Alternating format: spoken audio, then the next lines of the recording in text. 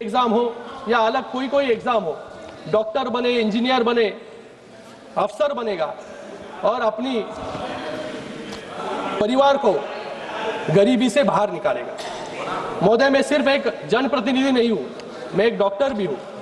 यहां पर नीट की तैयारी करने के लिए कितनी जद्दोजहद, संघर्ष बच्चों को करना पड़ता है, उसके बाद वो नीट की एग्जाम जो है पास होते हैं।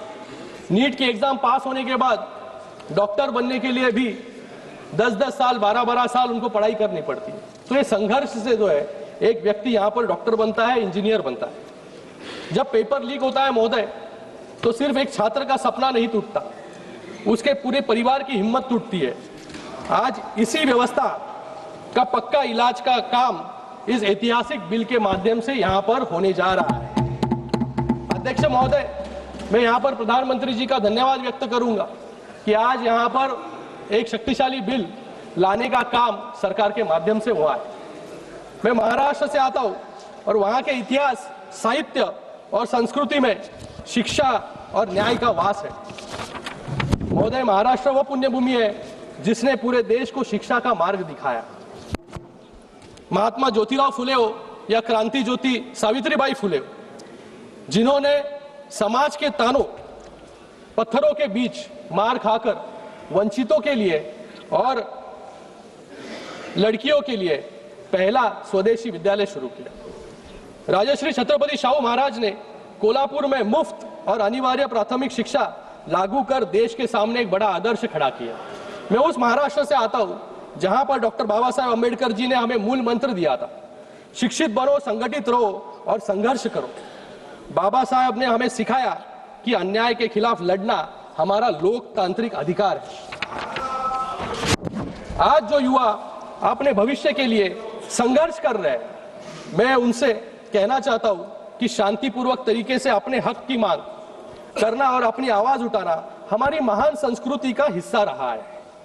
हमारी सरकार आपके इस संघर्ष में पूरे ताकत के साथ आपके साथ में खड़ी है। हम युवाओं के इस आक्रोश का केवल आंदोलन नहीं मानते, बल्कि शिक्षा व्यवस्था में एक ऐतिहासिक बदलाव का अवसर मानते हैं। यह केवल एक विरोध नहीं है, बल्कि एक सुरक्षित और पारदर्शी व्यवस्था के निर्माण की शुरुआत है। आज मैं इस सदन के माध्यम से अपने देश के हर एक युवा को बहुत ही भावनिक अपील यहां पर करना चाहूंगा कि कोई भी एक परीक्षा जो है आपकी जिंदगी यहां पर तय नहीं कर सकता। कोई एग्जाम में आप फेल हो जाए तो आप जो यहां पर आत्महत्या जो करते, मुझे लगता है उसके पहले अपने परिवार के बारे में, अपने देश के बारे में भी आपको सोचना बहुत जरूरी है। युवाओं को मुझे लगता है छत्रपति शिवाजी महाराज जी से प्रेरणा लेनी चाहिए, जिन्होंने महज 16 साल की उम्र में, जब महाराष्ट्र में, पूरे देश में मुगल का साम्राज्य था, वहां पर सिर्फ 16 साल की उम्र में उन्होंने पूर्णा किला जीतकर स्वराज्य की पहली नींव रखने का काम महाराष्ट्र से किया। उसके बाद पूरे अटक से कटक तक मराठा साम्राज्य को स्थापित करने का काम किया। मुझे आज यहाँ पर विक्रम बत्रा और मनोज पांडे जी की भी याद आती है। 2 दिन पहले ही हमने कारगिल विजय दिवस यहाँ पर मनाया। उन्होंने महज 23-24 साल की उम्र में देश के लिए अपने प्राणों की आहुति दी। मुझे लगता है कि युवाओं को इन सभी से प्रेरणा लेना बहुत जरूरी है। मैं आपको विश्वास दिलाता हूं कि हमारे प्रधानमंत्री नरेंद्र मोदी जी और पूरी सरकार आपके साथ ताकत के साथ खड़ी है। पेपर लीक की घटनाओं के तुरंत बाद हमारी सरकार ने रिकॉर्ड समय में ऐसे कड़े कानून बनाए, निर्णय लिए कि जिससे आने वाले समय में पेपर लीक जैसी घटनाएं न हो। हमने सिर्फ निंदा नहीं की, बल्कि सिस्टम की सफाई की। सीबीआई ने तुरंत एक्शन लिया। दिल्ली से लेकर पुणे तक 14 एक्यूज्ड को जेल में डालने का काम किया। एनटीए में 47 अधिकारियों को टर्मिनेट करने का काम किया। इसे कहते हैं नैतिकता, और नैतिकता है इस सरकार में। इसलिए हमारे शिक्षा मंत्री धर्मेंद्र प्रधान जी ने इस्तीफा ताकि दिया। खुद ने आपके वजह से नहीं दिया, आपके वजह से नहीं दिया। पेपर लीक खुद की जिम्मेदारी ली और उस जिम्मेदारी का निर्वहन करने का काम जो है सरकार के माध्यम से आज यहाँ पर हो रहा है। पेपर लीक एक्यूज को जल्द से जल्द सजा दिलाने के लिए फास्ट ट्रैक कोर्ट बनाया गया। आज इस ऐतिहासिक बिल के जरिए हम शिक्षा माफियों को सिर्फ जेल की सलाखों के पीछे नहीं बल्कि उनको कठोर आर्थिक जुर्माना लगाने का काम भी यहाँ पर हम लोग कर रहे हैं। हमारा लक्ष्य सिर्फ अपराधियों को पकड़ना नहीं है, बल्कि बच्चों का कीमती साल बचाना भी है। बिना समय बर्बाद किए नीट का पेपर लीक होने के बाद 37 दिनों में नीट का री एग्जामिनेशन किया गया, 25 दिनों में रिजल्ट जो है यहाँ पर घोषित किया गया, जिससे छात्र का एक भी साल जो है बर्बाद न हो। ऐसे कड़े कदम जो है सरकार ने यहाँ पर लिए। माननीय प्रधानमंत्री जी ने भी सोशल मीडिया के माध्यम से सीधे जो है युवाओं से बात करने का काम यहाँ पर किया और उन्होंने कहा कि आने वाले समय में एक ऐसा टास्क फोर्स बनेगा, नंदन नीलेकनी जी के अध्यक्ष में एक कमेटी बनाई जाएगी, एक टास्क फोर्स बनाया जाएगा, जिससे आने वाले समय में कभी भी नीट के परीक्षा में या कोई और परीक्षा में, कोई भी परीक्षा में पेपर लीक ना हो। आने वाले समय में ये सब हम कर रहे हैं, लेकिन मुझे लगता है हम सभी को, यहाँ पर बैठे सभी लोगों को सोचना जरूरी है कि आज युवाओं के मन में क्या चल रहा है, उनकी क्या पीड़ा है। आज यहाँ पर हम नीट की बात कर रहे हैं। मुझे लगता है शिक्षा व्यवस्था में भी सुधार की बहुत जरूरत है। ये नीट जो परीक्षा है, ये नीट की सिस्टम क्या है? ये नीट एक परीक्षा है, एक दिन और एक मौका हम हमारे युवाओं को यहाँ पर देते हैं। एनटीए एजेंसी जो है, ये सेंटर कहाँ होगा, कौन से डेट पर नीट होगी, ये सब डिसाइड करने का काम जो है एजेंसी के माध्यम से यहाँ पर किया जाता है। लेकिन मुझे यहाँ पर कहना है कि छात्रों की सालों की तपस्या, उनके परिवारों की उम्मीदें और उनका पूरा भविष्य सिर्फ 3 घंटे में और उस 3 घंटे में और उस एक दिन में हम कैसे तय कर सकते हैं। मुझे लगता है कि इस नीट की परीक्षा जिस प्रकार से होती है या और कोई परीक्षा होती है, क्योंकि अगर उस दिन वो छात्र 2 साल उसने मेहनत की, पढ़ाई की, उस एक दिन पर वो छात्र जो है बीमार हो गया, उसके घर में जो है कोई बीमार हो गया, घर में कोई चल बसा, या वो कोई दूर दराज गांव में रहता है, वहां पर बाढ़ आ गई, लेकिन उस एक दिन उधर वहां पर आकर उसने अगर परीक्षा नहीं दी तो उसका पूरा 1 साल जो है वहां पर बर्बाद होता है। तो मुझे आपसे भी कहना है यहाँ पर कि हमको ये सिस्टम को बदलना जरूरी है। हम यहाँ पर जो है क्यों डिसाइड कर रहे हैं कि एक ही साल, वो साल में एक ही बार क्यों परीक्षा दें। बाकी अगर हम देशों में देखेंगे तो उस देशों में जो है परीक्षा कई बार आप दे सकते हो, साल में कई बार, जीमैट हो, जीआरई हो। इस परीक्षा में आप अगर अमेरिका में जाओगे तो अमेरिका में कई बार, साल में कई बार परीक्षा दे सकते हो आप, और उस परीक्षा का रिजल्ट तुरंत लगता है, लेकिन उसका एडमिशन जो है साल में एक बार होता है। तो मुझे लगता है कि ऐसी व्यवस्था को अपनाना चाहिए, क्योंकि आज टेक्नोलॉजी आगे जा रही है, एआई है, इसके माध्यम से हम सब लोग को मिलकर इसमें एक अलग रिफॉर्म लाने की जरूरत है। जीमैट हो, जीआरई हो, तो मल्टीपल अटेम्प्ट जो है, चांसेस जो है, उसको देना बहुत जरूरी है। लव कृष्णा जी ने यहाँ पर कहा कि एक बैंक बनाया जाए। मुझे लगता है कि ये पेपर लीक क्यों होता है, क्योंकि सबका पेपर जो है सेम होता है। अगर हम क्वेश्चन बैंक, एक जनरलाइज क्वेश्चन बैंक बनाएंगे बड़ा, और उसमें से अगर एआई जनरेटेड क्वेश्चंस निकले जिसका वेटेज सेम हो, और परीक्षा में जाने के पहले परीक्षा सेंटर पर, अरे सुन लेना राहुल, तो क्यों चिल्ला रहे हैं? अरे बाप, पीछे वाले राहुल को बोल रहा हूँ, पीछे वाले राहुल कासवान को बोल रहा हूँ।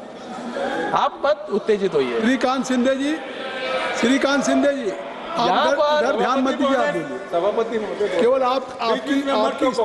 आपकी स्पीच रिकॉर्ड पे जा रही है। देखिए, तो जो अलग अलग देशों में अपनाया गया है वो हमारे देश में भी हम अपना सकते हैं, जिससे ये रैट रेस से जो दबाव है, एक तो परीक्षा का दबाव है, एक तो परिवार का दबाव है, परिवार ने जो कर्जा लिया है उसका दबाव है, इन पूरे दबावों से, प्रेशर में से जो है हमें भी विद्यार्थी को बाहर निकालना बहुत जरूरी है।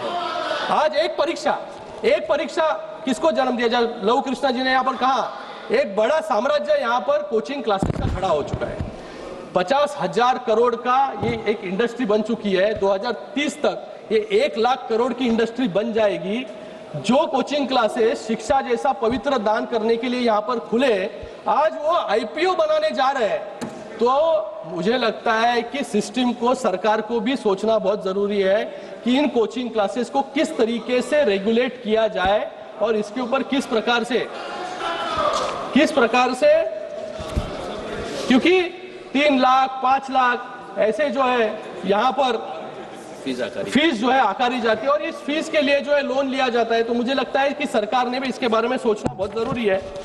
आज हमारे महाराष्ट्र में जब शिंदे साहब मुख्यमंत्री थे तब हमने EWS, SCBC, OBC जिसकी आय 8 लाख से कम है, ऐसी बेटियों के लिए जो है शिक्षा पूरी तरीके से मुफ्त जो है वहां पर जो है करने का काम वहां पर किया। इसके बारे में भी हम यहाँ पर सोच सकते हैं।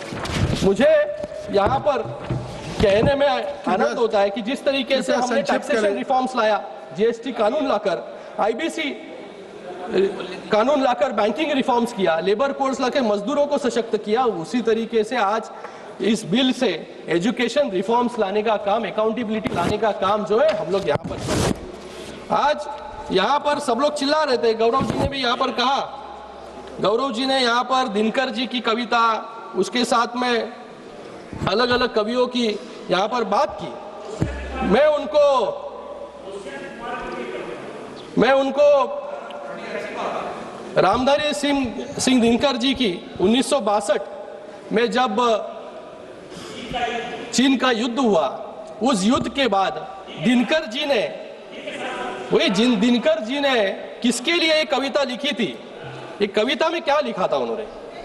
घातक है जो देवता सदृश दिखता है, लेकिन कमरे में गलत हुक्म लिखता है। जिस पापी को गुण नहीं गोत्र प्यारा है, समझो उसने ही हमें यहाँ मारा है। ये मैं इसके अंदर विश्लेषण में नहीं जाऊंगा गौरव जी, ये किसके लिए लिखा है सबको पता है किसके लिए लिखा था। और सुनिए उसी दिनकर जी ने और भी लिखा, सिंहासन खाली करो कि जनता आती है।